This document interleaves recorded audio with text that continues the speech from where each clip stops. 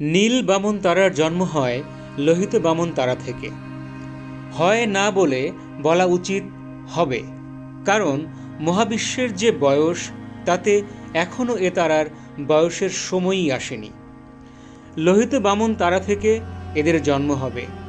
লোহিত তারারা মহাবিশ্বের সবচেয়ে ক্ষুদ্র তারা। ক্ষুদ্র তারারা আবার বাঁচে সবচেয়ে বেশি দিন।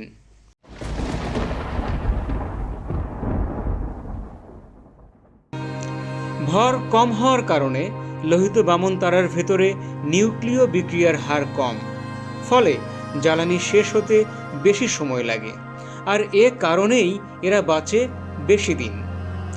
লোহিত বামনের অনেকটা জ্বালানি শেষ হলে সে পরিণত হয় নীল বামনে, কিন্তু বিক্রিয়ার হার কম হওয়ায় এ প্রক্রিয়ায় সময় লাগে অন্তত 10 লক্ষ কোটি বছর।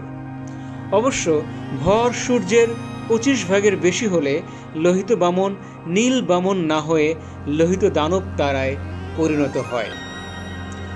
সূর্যের সাথে তুলনা করলে এদের বয়সের বিশালতা বোঝা যাবে। সূর্যের বর্তমান বয়স 460 কোটি বছর, জ্বলবে আরও অন্তত 500 কোটি বছর, কিন্তু নীল বামনরা বাঁচে কয়েক লক্ষ কোটি বছর, মানে সূর্যের অন্তত 100 গুণ।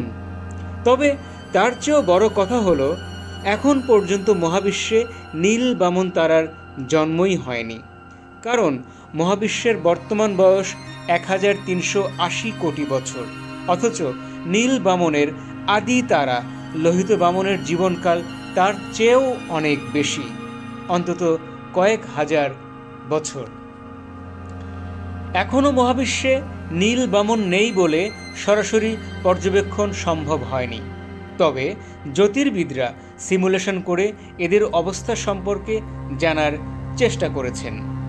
এমনিতে নীল রঙের তারার তাপমাত্রা সবচেয়ে বেশি, তবে সাধারণ নীল রঙের তারার চেয়ে এদের তাপমাত্রা কম। নক্ষত্রের শ্রেণী বিভাগে নীল রঙের তারাদের বলা হয় ও শ্রেণীর তারা, তাপমাত্রা 33,000 কেলভিনের বেশি। এরপর আছে বি শ্রেণীর গাঢ় নীল রঙের তারা, তাপমাত্রা 10,000 থেকে 33,000 কেলভিন। এর পরের তারার নাম এ টাইপ তারা, নীলাভ সাদা রঙের এ তারাদের তাপমাত্রা 7,300 থেকে 10,000 কেলভিন। নীল বামনরা এই গোষ্ঠীর অন্তর্ভুক্ত, ফলে সূর্যের চেয়ে এদের পৃষ্ঠ তাপমাত্রা প্রায় 2,000 কেলভিন বেশি। লোহিত বামনদের রেখে যাওয়া জ্বালানি দিয়ে নীল বামন অনেক দিন জ্বলবে।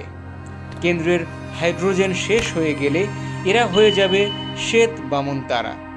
শ্বেত তারা ঠিক নক্ষত্র নয়, নক্ষত্রের ধ্বংসাবশেষ। শ্বেত বামনরাও দীর্ঘ সময় শীতল হতে হতে একসময় পরিণত হবে কালো বামন তারায়। এদের থেকে প্রায় কোনো আলো ও তাপ বের হবে না। মহাবিশ্বের বয়সের তুলনায় এদের গঠনে অনেক বেশি সময় লাগে বলে এরাও বর্তমান মহাবিশ্বে নেই।